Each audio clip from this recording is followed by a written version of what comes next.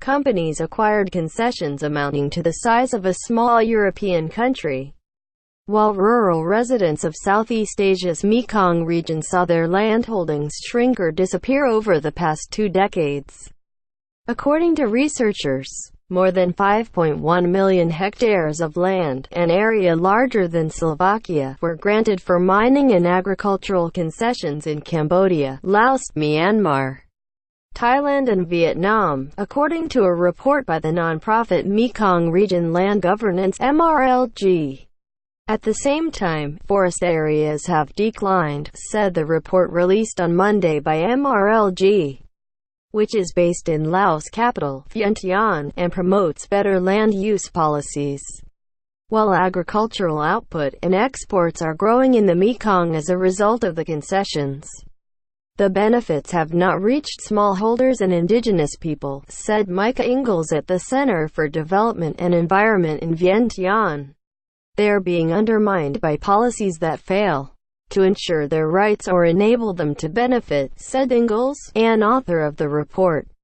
Across the 5 countries that host the Mekong River watershed, governments have lured large-scale investments in land thought to be underutilized to generate jobs and incomes. The concessions have changed traditional cropping, with 8% of all agricultural land now given over to 6 export-focused crops: rice, cassava, maize, sugarcane, rubber and oil palm. Meanwhile, the average landholding per rural household has declined over the last 10 years, while some have been pushed from their land entirely. According to the report, revenues generated by the concessions have been less than anticipated, and the social and environmental costs have largely been borne by the rural poor. Ingalls said, while governments have formulated policies for land titles and land use certificates, there is a gap between policy and practice, he said.